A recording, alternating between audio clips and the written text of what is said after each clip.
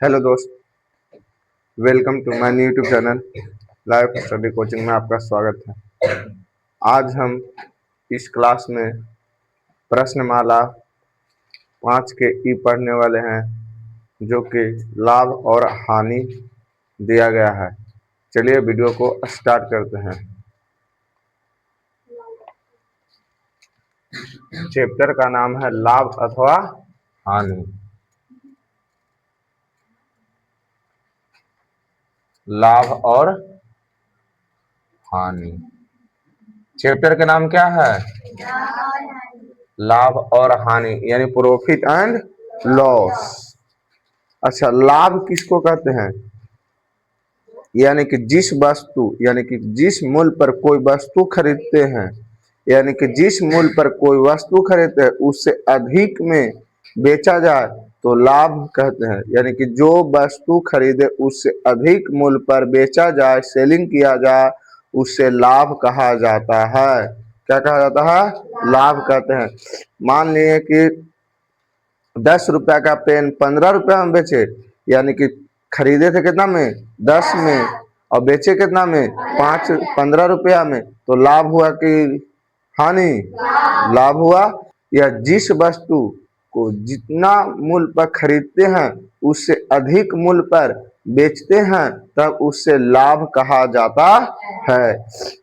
अब हानि की चर्चा करते हैं। हानि किसे कहते हैं? यानी कि अगर कोई वस्तु जिस मूल्य पर खरीदते हैं उससे कम दाम पर बेचते हैं, क्या कहते हैं? हानि कहते हैं। ठीक ना? यानी कि अगर जिस वस्तु को जिस मूल्य पर खरीदे उससे कम में बेचे तब वहां पर हानि की होगी, नहीं ना? हानि होगी। यानी कि जिस वस्तु को जिस मूल्य पर खरीदते उससे कम में बेचा जाए तब वहां हानि होगी। ठीक ना? तो चलिए क्वेश्चन को स्टार्ट करते हैं। क्वेश्चन पहला दिया गया है क्या?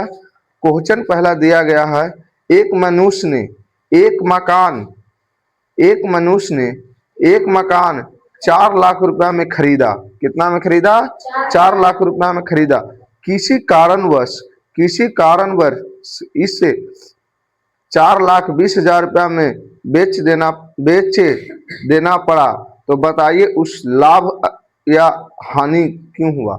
लाभ हुआ कि हानि हुआ? दिया गया है प्रश्न पहला दिया गया है। प्रश्नमाला 5 का ई का पहला प्रश्न दिया गया है, एक मनुष्य एक घर को एक मकान खरीदा। क्या खरीदा? एक मनुष्य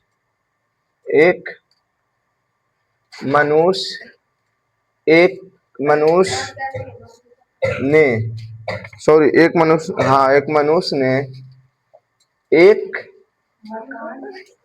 मकान खरीदा। कितना में खरीदा जी? 4 लाख।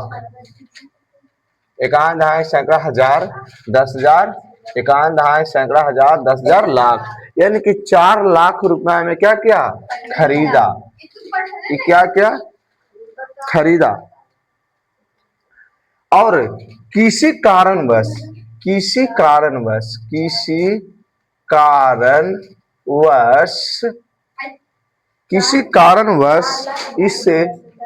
इससे 4,20,000 में क्या किया? एकान दहाई सैकड़ा हजार 10,000, एकान दहाई सैकड़ा हजार 10,000 लाख, 4,20,000 रुपया में क्या किया? बेच दिया। तो बताइए कि लाभ हुआ कि हानि? यहाँ पास गणना करना है कि लाभ हुआ कि हानि। तो देखिए, तो खरीदा था कितना में? 4 लाख में, और बेचा कितना में? 4,20,000 रुपया में। यानी कि जिस मूल्य पर खरीदा था उससे अधिक में बेचा। जब अधिक में बेचा तो वहां पास क्या होता है? लाभ होता है। तो लाभ होता है। ठीक ना? तो लिखेंगे हल। सबसे पहले लाभ बराबर सूत्र क्या होता है? तो लाभ बराबर क्या होता है? लाभ बराबर होता है विक्रय मूल्य माइनस क्रय मूल्य। अब आइए इस सूत्र पर बैठाते हैं। देखिए ये हो गया फॉर्मूला, यानी कि लाभ बराबर होता है क्रय मूल्य माइनस विक्रय मूल्य, यही ना होता है। तो अगर एक मनुष्य ने एक मकान खरीदा, उससे 4 लाख रुपए में खरीदा, कितना में खरीदा, 4 लाख रुपए में खरीदा, यानी कि जो वस्तु खरीदता है उससे हम क्रय मूल्य कहते हैं, यानी कोस्ट प्राइस कहते हैं। क्या कहते हैं जी, कोस्ट प्राइस। तो हमें कोस्ट प्राइस कितना दिया गया है, इसीलिए क्रय मूल्य, क्रय मूल्य, क्रय मूल्य कितना दिया गया है जी, 4 लाख। कितना दिया गया है, 4 लाख। 4 पके जीरो है, 2 2 4 5, 2 2 4 5, 4 लाख रुपया दिया गया है। और क्या दिया गया है, और सेलिंग प्राइस दिया गया है, यानी कि क्रय मूल्य हमें 4 लाख दिया गया है, और सेलिंग प्राइस यानी कि एसपी जो दिया गया है, जो विक्रय मूल्य दिया गया है, विक्रय मूल्य, विक्रय मूल्य जो दिया गया है 4,20,000। क्या जीरो है, 4 जीरो है, 1 2 3 4, 4,20,000 रुपया, 4,20,000 रुपया। तो यहाँ से क्या निकालना है, लाभ। तो हम क्या करते हैं, विक्रय मूल्य में से क्रय मूल्य को घटाते हैं, विक्रय मूल्य में से क्रय मूल्य को घटाते हैं। चलिए, तो लाभ बराबर निकालना ना है जी, तो लाभ बराबर लिखेंगे, लाभ बराबर विक्रय मूल्य कौन है, तो विक्रय मूल्य जो बेचा गया है वस्तु न है, विक्रय मूल्य यानी कि सेलिंग प्राइस, तो 4,20,000, 3 2 5 4 जीरो है, 1 2 3 4, हाँ हो गया।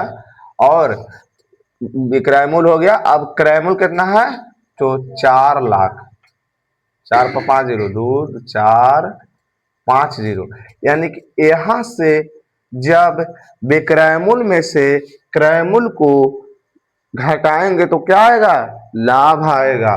तो देखिए, तो जीरो में से जीरो गया तो जीरो, जीरो में से जीरो गया तो जीरो, जीरो में से जीरो गया तो जीरो, के को जीरो हो गया, 3 जीरो, 3 जीरो। अब जीरो में से जीरो गया तो जीरो, 2 में जीरो गया तो 2, और 4 से 4 जीरो, तो कितना आ गया, लाभ कितना का हुआ, यानी कि जो मकान खरीदा था उससे 20,000 रुपया में, उससे 20,000 रुपया अधिक में बेचा, यानी कि 20,000 को लाभ हुआ। समझ में आ गया।